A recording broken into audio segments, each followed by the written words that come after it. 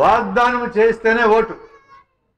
మళ్ళీ 5,000 తీసుకుంటావు కదా అన్నాడు అనుకో, 5,000 అది తీసుకుంటా, మళ్ళీ వాగ్దానం కూడా చేయాలి.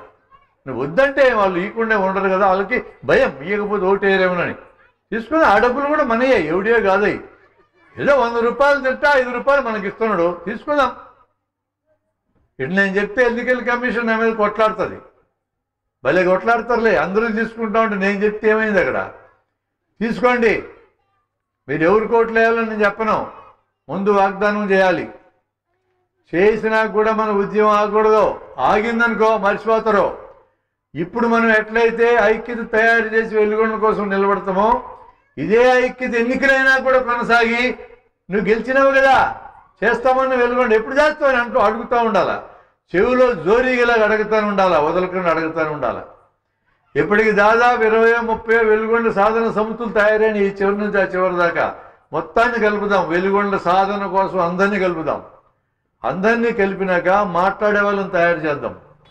మాట్లాడటం అద్భుతంగా మాట్లాడే వాళ్ళని మేము శిక్షణ ఇస్తాం, మా జన విజ్ఞాన వేదిక ఇస్తుంది. మాట్లాడడం నేర్పిస్తాం. వెలుగొండే ఒక్కటే రైతుల సమస్య, ఇంకేం లేదు సబ్జెక్ట్. ఇక ఇలా మాట్లాడడం నేర్పించి ఈ గ్రామాలు మొత్తం తిరుగుదాం. ఎన్నికలు అయ్యేదాకా తిరుగుదాం, అయినా కూడా తిరుగుదాం. జనము ఒత్తిడి చేస్తేనే పరిపాలించేటోళ్ళు మాట వింటారు, లేకపోతే వినరు. మీకు ఉదాహరణ చెప్తున్నా, 50,000 మంది రైతులు నాసిక్ దగ్గర నుంచి బొంబాయి దాకా బ్రహ్మాండమైన ఊరేగింపు తీసినారు 6 నెలల నాడు. ఒక్కడికి ఇబ్బంది కలగకుండా తీసినారు. చెప్పులు లేకుండా తిరిగినారు. తిండి లేకపోతే మిగతా జనమందరులకు తిండి పెట్టారు, చెప్పులు ఇచ్చినారు. 10వ తరగతి పిల్లలకి పరీక్షలు జరుగుతూ ఉంటే పగలు బొంబాయిలో తిరిగితే పిల్లలకి ఇబ్బంది అని అర్ధరాత్రి తిరిగినారు. అది రైతుల ప్రేమంటే. 1,00,000 మంది రైతులు ఢిల్లీలో అట్లే ప్రదర్శన తీసినారు. రైతులు 2 చోట్ల ఈ ప్రదర్శన తీసినారు. మధ్యప్రదేశ్లో ఫడ్నవీస్ గవర్నమెంట్లో, మధ్యప్రదేశ్లో ఆయన రమణ